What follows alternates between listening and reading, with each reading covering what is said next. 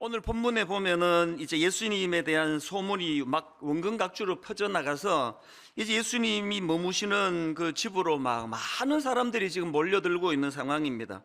얼마나 많이 몰려왔는지 이제 더 이상 뭐 집 안으로는 들어갈 수도 없을 정도로 그렇게 인산인해를 이루고 있는데, 그 과정에서 이제 이 네 사람이 중풍병자 한 사람을 데리고 와서 도저히 그 집을 이제 뚫고 갈 수가 없으니까 지붕을 뚫고 들것으로 그렇게 예수님 앞으로 인도했다. 그리고 예수님은 그것을 무례함으로 받지 않으시고 귀한 믿음으로 보셔서 중풍병자를 고쳐주셨다. 그러니까 이런 요지의 말씀인데, 이제 지난주에 이제 한 부분을 살펴보았고요. 이제 오늘 다시 이제 이 본문을 가지고 말씀을 살펴보기로 한 거는, 이제 오늘 본문에서 우리 예수님과 관련한 두 가지 중요한 포인트를 좀 함께 나누고 싶어서였습니다. 이 중풍병자를 고치시는 예수님의 그 모습에서 저는 두 가지 진짜 중요한, 우리가 꼭 기억해야 될 사실을 발견하는데요. 첫째, 예수님은 우리의 치유자가 되신다는 사실입니다. 그 지붕 뚫은 네 사람이 예수님의 이런 치유자 되시는 예수님에 대한 믿음이 있었기 때문에 그런 무리수를 둔 거 아닙니까? 그리고 결국 그들의 믿음이 어떤 열매를 가져왔습니까? 오늘 본문 맨 마지막 11절에 보니까 내가 너에게 이르노니 일어나 내 상을 가지고 집으로 가라 하시니, 그랬더니 12절입니다. 그가 일어나 곧 상을 가지고 모든 사람 앞에서 나가거늘. 그래서 결국은 이제 예수님은 이 중풍병자의 병을 고쳐주시는 치유자가 되신다는 확신에 찬 그 믿음이 이런 놀라운 기적을 만들어냈는데요. 저는 이런 차원에서 우리 모두가 다 꼭 기억해야 되는 것, 이 네 사람의 그 믿음이 참 이 한 생명을 살려내는 그런 기적 같은 일을 만들어냈는데, 그 과정에서 우리가 기억해야 되는 게 뭐냐, 믿음이 뭐냐 하면은요, 믿음은 이 현실의 난관을 뚫어내는 에너지라는 겁니다. 믿음은 현실의 난관을 뚫어내는 힘이라는 사실입니다. 우리의 믿음이 삶 속에 제대로 작동이 된다면 하나님 알기 전에는 굉장히 단선적이에요. 시도하다가 막히면 뭐 더 이상 뭐 아무것도 없습니다. 그러나 이 뚫어내는 힘이 가져다 주는 것 중에 강력한 건, 우리 하나님이 우주를 창조하신 분이에요. 너무 창의적인 분이에요. 무에서 유를 만드시는 분이에요. 그래서 우리가 그 하나님을 믿는다는 거는 너무나 우리도 그 창의적인 하나님을 닮아간다는 겁니다. 경직이 되고 생각이 굳어지고 그러면, 그래서 참 이 경직된 사람들을 보면은요, 뭐 아니면 도예요. 이쪽 극단이 아니면 저쪽 극단이, 이념도 제가 보면은요, 이쪽 극단의 사람과 저쪽 극단의 사람이 똑같아요.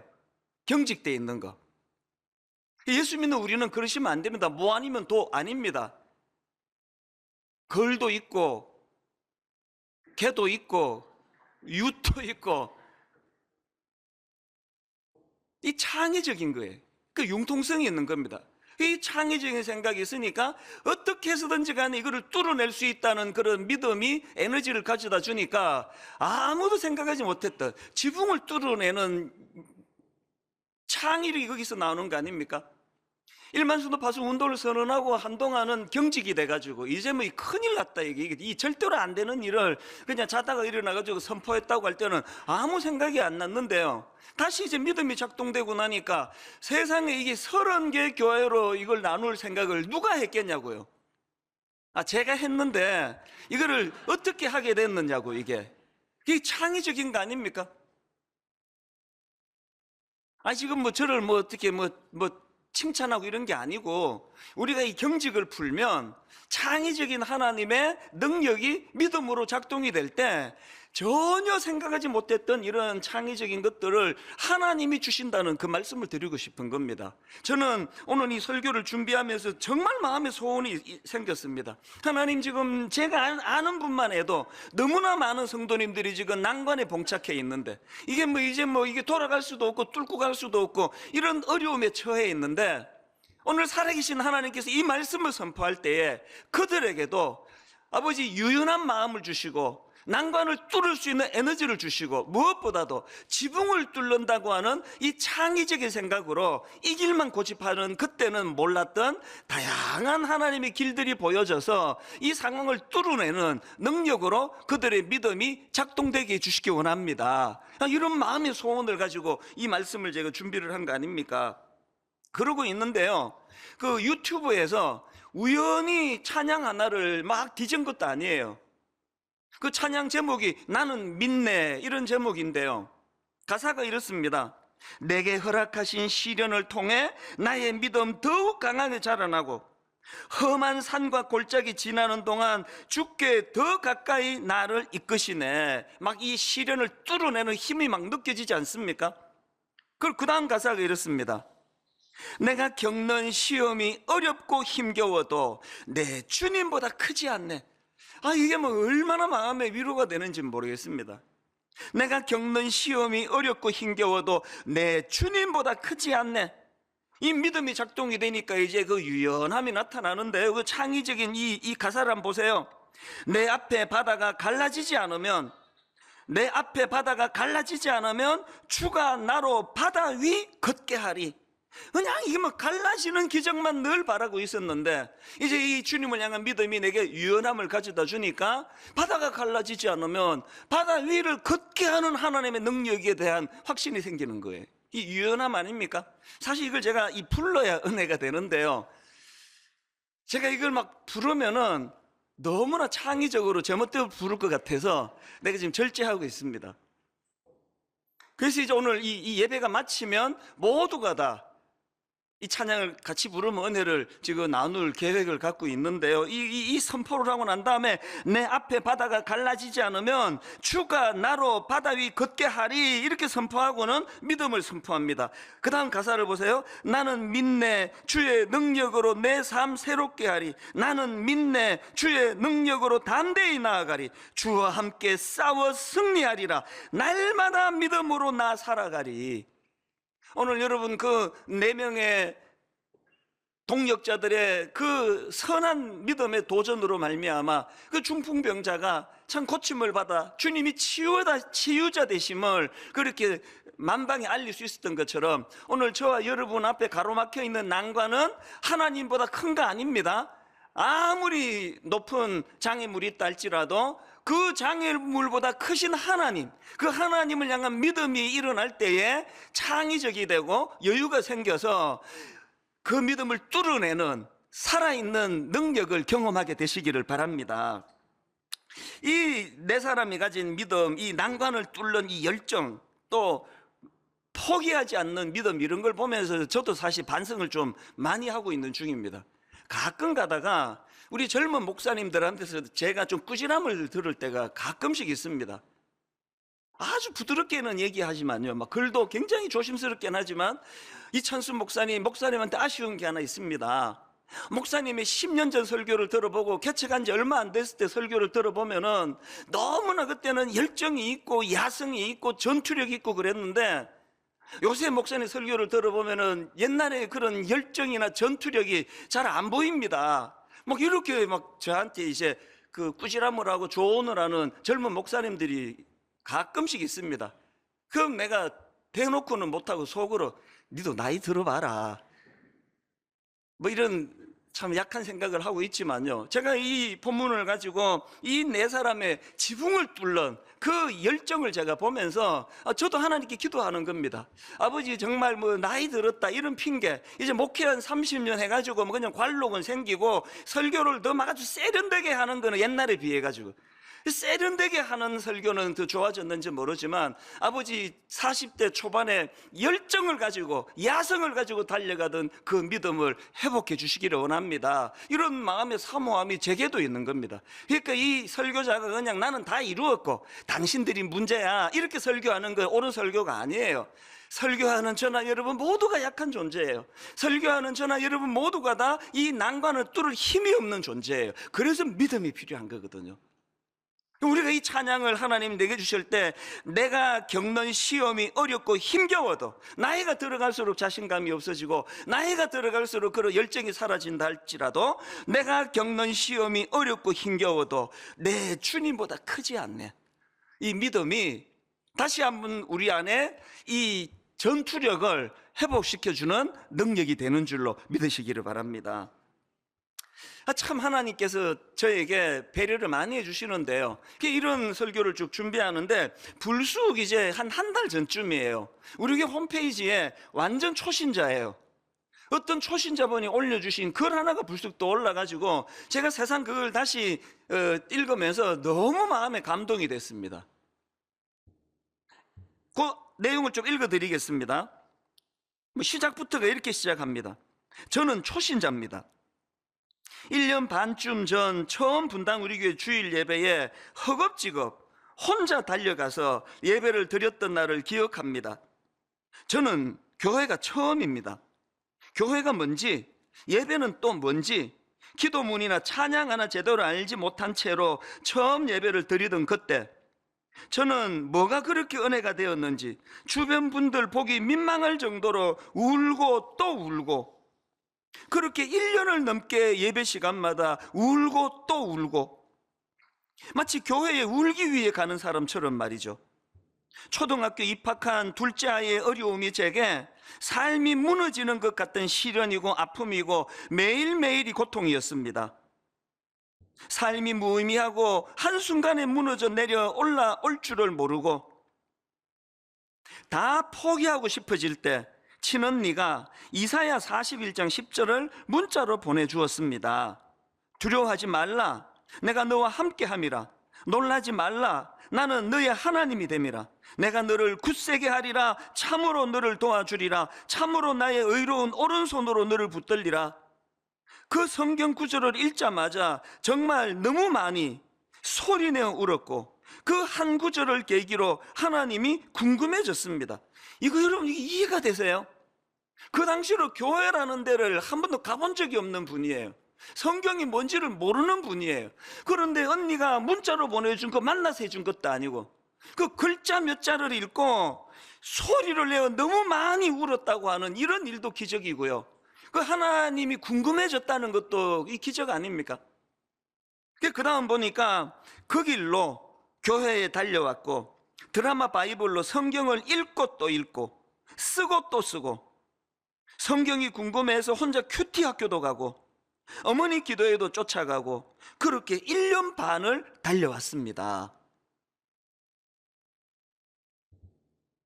여전히 자녀 문제, 무슨 내용인지는 안 밝혀서 잘 모르겠지만요, 여전히 자녀 문제로 씨름하고 있다는 내용을 거기다 피력하고는요, 그 다음에 달라진 부분을 이렇게 설명합니다. 앞으로 사춘기 고등학생이 되면 더 어려울지도 모르겠습니다.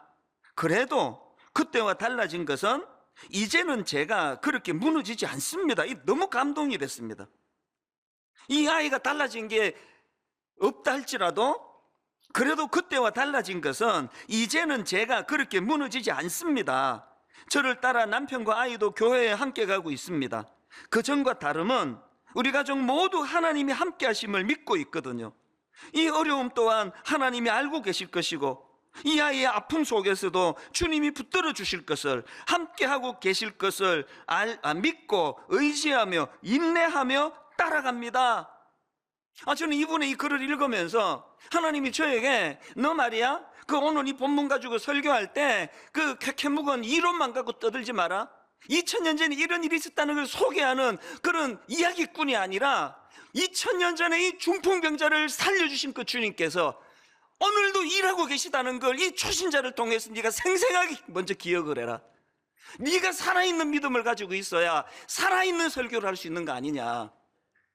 여러분, 이 초신자분, 생전에 교회라는 데를 처음 들어오신 이분께서 이 낯설고 낯선 이 환경 속에서 울고 또 울고 울고 또 울고, 그렇게 1년을 예배하면서 울었다고 하면서 그가 생긴 게 뭐예요? 야성이 생긴 거예요.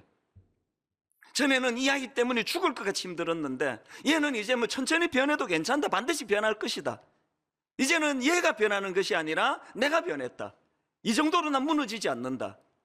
여러분, 예수 믿은 지 1년 반 되시는 초신자분에게 이런 놀라운 영적인 야성이 회복이 됐다고 한다면, 저 같은 목회자들과 오래 예수 믿은 관록 있는 여러분들 안에서 이런 놀라운 역사와 능력과 입술의 선포가 일어날 줄로 믿습니다.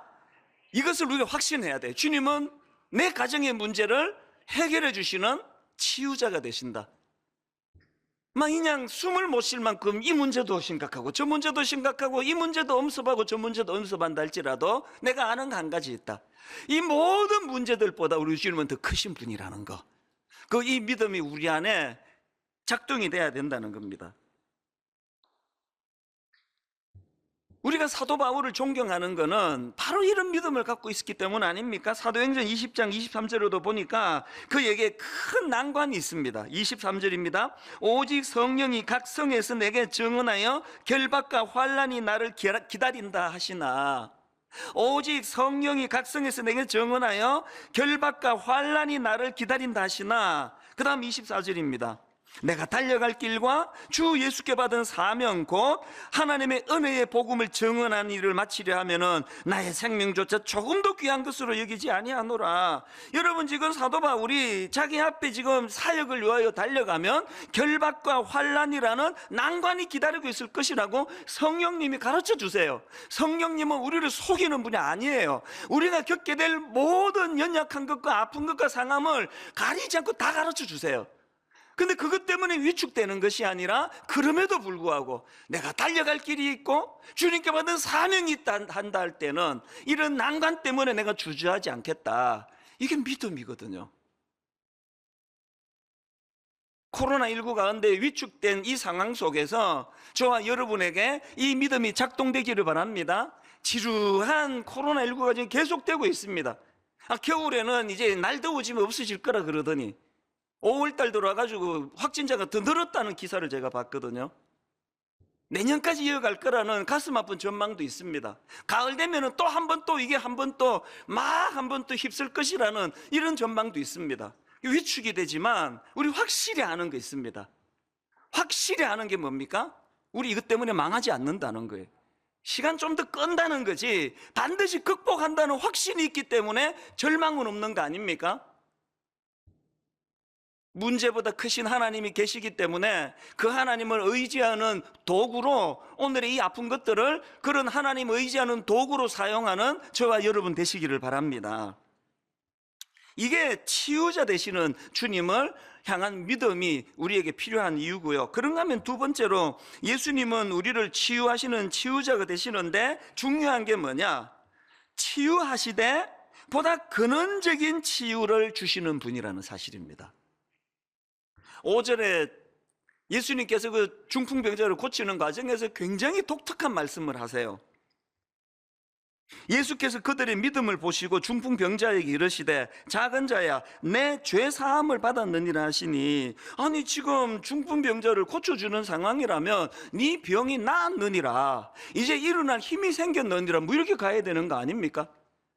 뜬금없이 네 죄 사함을 받았다. 지금 이 중풍병자가 그 죄책감의 문제를 가지고 심리치료 받으러 온 게 아닙니다. 몸을 못 가누는 그 입장의 육체를 고쳐달라고. 근데 네 죄 사함을 받았느니라.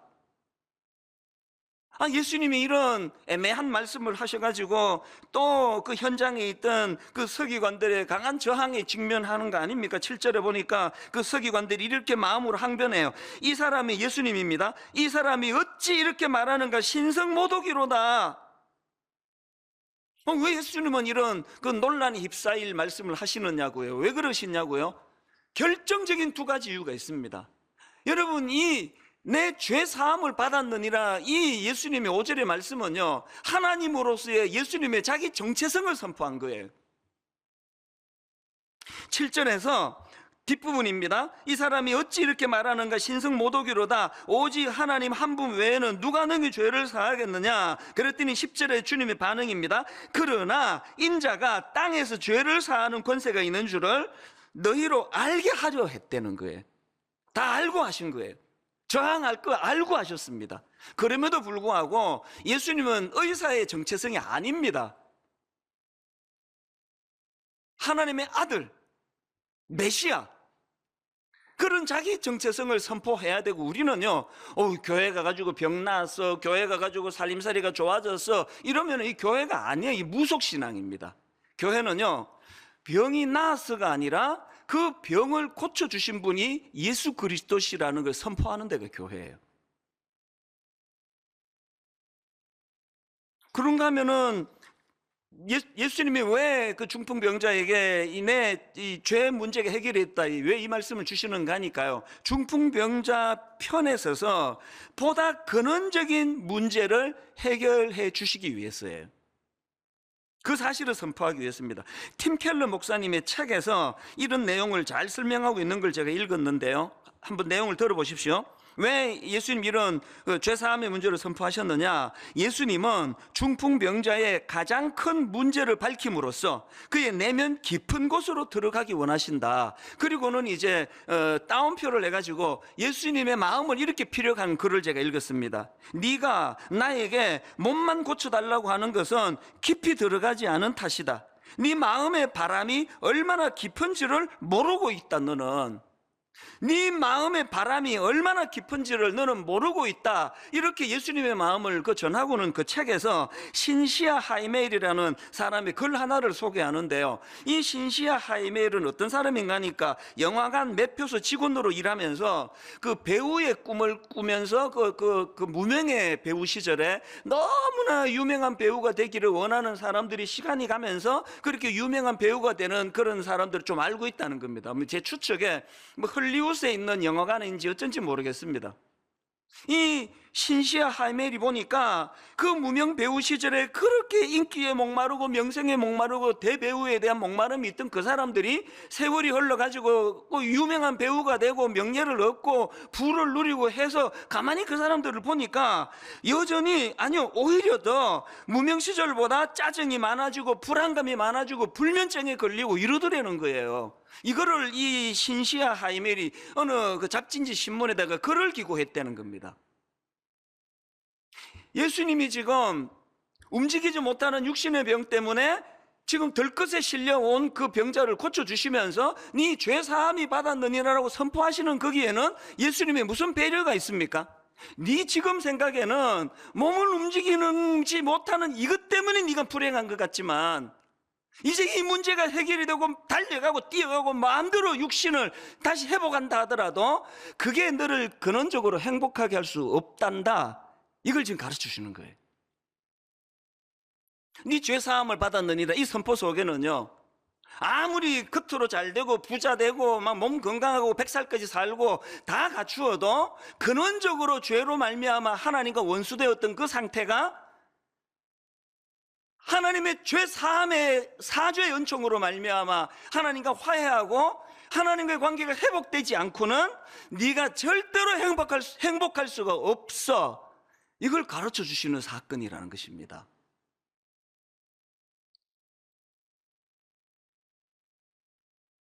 저는 결혼이 늦어졌잖아요. 너무너무 장가가고 싶은데 선을 보는 사람들마다 저를 안 좋아하니까 저는 장가를 못 갔기 때문에 늘 마음이 허전하고 뻥 뚫린 것 같고, 근데 잊혀지지가 않아요. 제가 그 청소년 사회 갈 때 애들하고 막 3박 4일 수련회 같이 뒹굴고 먹고 자고 하다가 맨 마지막에 교회 입구에서 이제 걔들 다 집으로 보내고 텅 빈 교회당에 막 죽을 것 같이 마음이 외로웠던 기억이 잊혀지지가 않아요. 너무너무 허전했는데요, 딱 장가가고 6개월 동안에 그게 없어졌어요. 애들 보내줘도 하나도 뭐 외롭지도 않고 그랬는데 조금 시간이 지나니까 이제 그분이 설교를 듣고 계시기 때문에 내가 너무 자세히는 설명을 못 드리는데요, 근원적인 외로움은 없어지지 않는 겁니다. 자녀가 없을 때는 또 그래서 그런 줄 알았습니다. 애를 셋이나 낳았는데도요, 북적북적 그냥 막 온 집이 시끌시끌한데도요 채워지지 않는 빈자리가 있습니다. 이게 채워지지 않는 빈자리는 내 죄사함을 받았느니라 선포하시는 주님의 십자가 은혜로 말미암아 하나님과 죄로 원수되었던 관계가 회복이 되지 않고는 채워지지 않는 빈자리라는 걸 저는 알아요. 그래서 하나님 앞에 나는 이미 목사가 되고 구원받았지만 여전히 그런 허전함을 느끼게 해주심으로 말미암아 늘 주님을 의지하고 주님과의 관계를 회복하고 죄 짓지 않으려고 애를 쓰는 이런 것들을 속에서 이것이 메꾸어져 갈 수 있다는 것을 주님은 늘 제게 보여주시는 거예요. 그래서 수많은 사람에게 인정받는 것보다 중요한 건 하나님과의 관계 회복이 중요한 거고, 2만 명 교회를 5만 명 만드는 것보다 저를 행복하게 만드는 거는 아무도 저를 알아주지 않는다 할지라도 주님과 나와의 죄사함의 이 확신을 가지고 관계가 회복되는 그 고요한 새벽 시간, 아무도 깬 사람이 없는 그 새벽 시간, 저는 하루 일과 중 그 시간이 가장 즐겁거든요. 가장 고독한데 가장 행복하고, 가장 쓸쓸한데 그 시간이 또 가장 체험을 받는 것. 여러분, 육신적인 그 무엇만 구하시고 육신적인 사람들과의 그런 관계만 추구하시는 여러분이 아니라 내 죄사함을 받았느니라 선포하시기 위하여 십자가 지신 그 예수 그리스도를 마음으로 사모하고 그분을 그리워하고 그분과 관계를 늘 갈망하는 믿음의 성도님들 되시기를 바랍니다. 그게 우리를 행복하게 하는 열쇠라는 겁니다. 그래서 저는 이 설교를 준비하는 동안에 어거스틴이 했던 이 한마디를 마음으로 많이 묵상했습니다. 화면으로도 부탁을 드렸는데 어거스틴의 말입니다. 하나님 안에서 안식을 얻기까지 우리 마음은 결코 안식할 수 없습니다.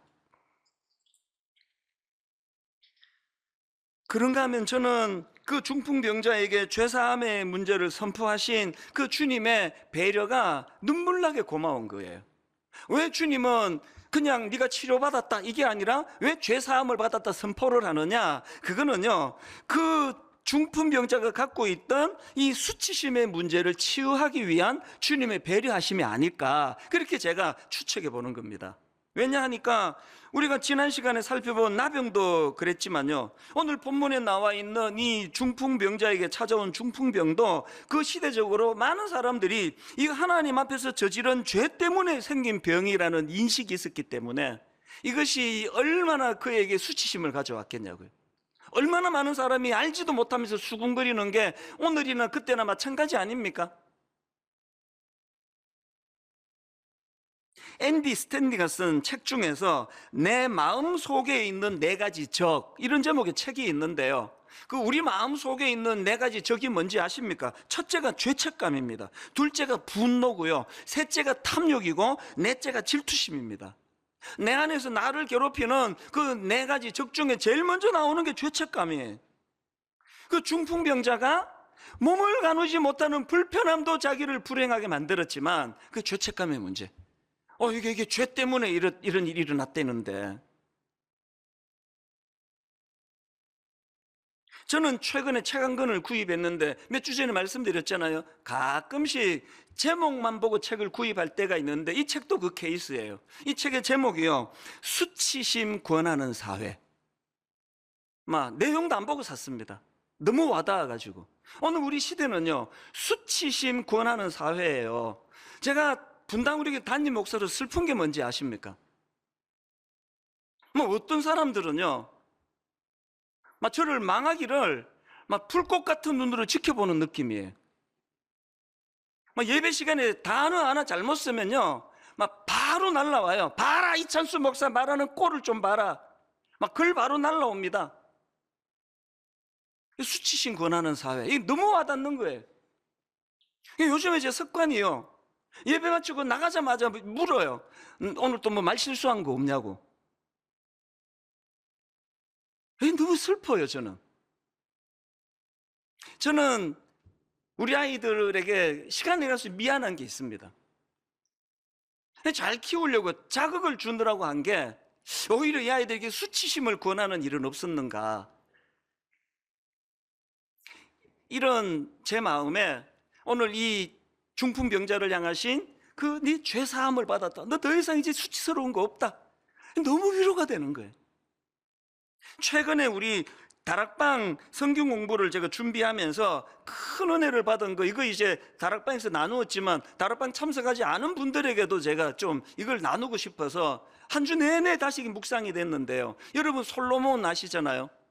겉으로는 2대 왕, 대단한 껍데기를 가지고 있지만 솔로몬에게 치명적인 출생의 비밀이 있습니다. 그리고 또 솔로몬 이름이 두 개라는 거 혹시 여러분 아세요? 솔로몬의 아버지는 여러분이 다 아시다시피 다윗 왕이에요. 뭐 이건 다 아시는데, 그래? 뭐 이런 분이 계시면 뭐 저도 뭐 어떻게 도와드릴 수가 없습니다. 뭐 어지간한 분은 이 솔로몬의 아버지가 다윗이라는 거 다 아시는데요, 엄마가 누군지는 잘 모르세요. 솔로몬의 엄마가 누군가 하니까요, 그 밧세바라고 기억나시죠? 그 유부녀, 목욕하던 여자를 그만 이 다윗이 욕정이 끌어올라 가지고 그 충성스러운 그 남편 자기 신하를 죽이고 그렇게 그냥 성적으로 죄를 짓게 만든 그 슬픈 스토리가, 그게 밧세바와 다윗의 이야기 아닙니까? 솔로몬은요, 욕정에 눈이 멀어가지고 한 가정을 파괴시키고 그렇게 얻은 아내가 솔로몬의 엄마입니다. 그러니까 여러분, 이 둘 사이에 둘째 아들로 태어난 이 솔로몬 입장에서 겉은 너무나 화려한 삶을 살고 있는데 그 마음에 어릴 때부터 그 수군그림, 저 사람이 그 엄마가 누군지 다 알지 않느냐고, 그 출생의 비밀, 이게 무슨 뭐 불륜 드라마에 나올 것 같은 그런 스토리를 갖고 태어난 사람이 솔로몬이거든요. 이게 솔로몬이 갖고 있는 아픔인가 하면은, 솔로몬의 이름이 두 개라는 거를 아는 분도 많지 않으세요. 이게 어떤 사연이냐? 자, 사무엘하 12장 24절 25절을 보십시오. 다윗이 그의 아내 밧세바를 위로하고 그에게 들어가 그와 동침하였더니 그가 아들을 낳음에 그의 이름을 솔로몬이라 하니라. 이 첫째 이름이 나오죠. 그런데 그 다음 보세요. 여호와께서 그를 사랑하사 선지자 나단을 보내 그의 이름을 여디디아라 하시니. 두 번째 이름이 여디디아예요. 이는 여호와께서 사랑하셨기 때문이더라. 여러분, 하나님이 솔로몬에게 새로운 이름 하나를 주셨는데 여디디아예요. 여디디아는 하나님께 사랑받는 자라는 뜻이에요. 제가 이 말씀을 묵상하다가 왜 가슴이 벅차 올랐는지 아십니까? 오늘 이 땅을 살아가는 저와 여러분 모두에게는 우리 내면에 두 이름이 다 있습니다. 솔로몬이라는 이름이 있어요. 감추고 싶고 밝히고 싶지 않고, 누군가가 이것을 거론하면은 견딜 수 없는 마음의 상처와 쓴뿌리가 올라오게 만드는 솔로몬이라는 이름이 있습니다. 그런가 하면은 또 예수 믿은 저나 여러분에게는 여디디아라는 이름이 있습니다. 그런 외적인 그 모습으로 판단하지 아니하고 하나님의 사랑을 받은 존재, 여호와께서 사랑하시는 존재. 오늘 여러분, 그 중풍병자의 표면적인 그 몸을 가누지 못하는 그 사람의 병을 고쳐주시는 것만으로도 감당하기 어려운 은혜인데, 주님은 그것으로 끝내지 않으세요. 그 내면을 치료하세요. 그의 수치심을 주님이 치료하기 원하십니다. 네 죄가 사함을 받았다. 더 이상 너는 수치스러운 존재가 아니다. 너는 이제 솔로몬이 아니라 여디디아가 되었다. 부끄럽지만 목회 30년 차인 제 내면에 여전히 솔로몬이 있습니다. 그리고 꽤 많은 사람들이 저의 솔로몬을 드러내고 고발하고 이찬수 목사가 얼마나 보잘것없는 인간인지를 증명해내려고 안간힘을 쓰는 분이 점점 많아지는 걸 느끼고 있습니다. 은혜가 뭔지 아세요? 40대 초반의 개척 초기에 교회 이름 알려지기 전에 무슨 설교를 해도 막 그냥 실수하고 해도 이것들이 표적이 되고 하기 전에는 없었던 여디디아로 불러주시는 하나님의 은혜가 엄청나게 많아지고 있다는 사실이에요. 안 그러면 제가 어떻게 버티겠습니까?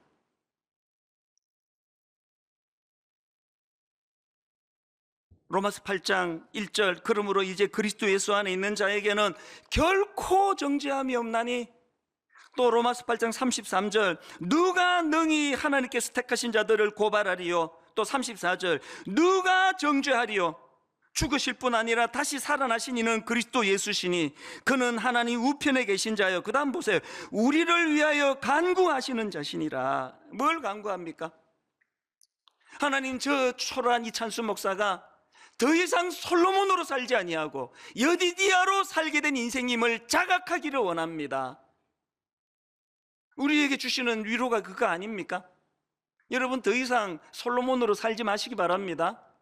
못된 것들이 여러분을 너는 솔로몬이야, 너는 솔로몬일 수밖에 없어 아무리 지적을 한다 할지라도 늘 성령 안에서 그분과의 교제가 일어나는 여러분은 아니야, 나는 이제 여디디아야, 나는 이제 솔로몬 아니야. 오늘의 결론을 성경 두 구절을 읽어드리고 마치려고 하는데요, 출애굽기 15장 26절입니다. 제가 두 가지 강조 중에 첫 번째가 여기에 해당됩니다. 이르시되 너희가 너희 하나님 나 여호와의 말을 들어 순종하고 내가 보기에 의를 행하며 내 계명에 귀를 기울이며 내 모든 규례를 지키면 내가 애굽 사람에게 내린 모든 질병 중 하나도 너희에게 내리지 아니하리니 이 선포를 기억하십시오. 나는 너희를 치료하는 여호와임이라. 나는 너희를 치료하는 여호와임이라. 무슨 일로 좌절하고 무슨 일로 이제 전의를 잃어버리셨는지 모르지만 여러분, 그 장애물 앞에서 주저앉아 있는 여러분을 이렇게 세우시는, 치료하시는 하나님이심을 믿으시기를 바랍니다. 그런가 하면 그 다음 성경 구절, 오늘 본문 마가복 2장 5절입니다.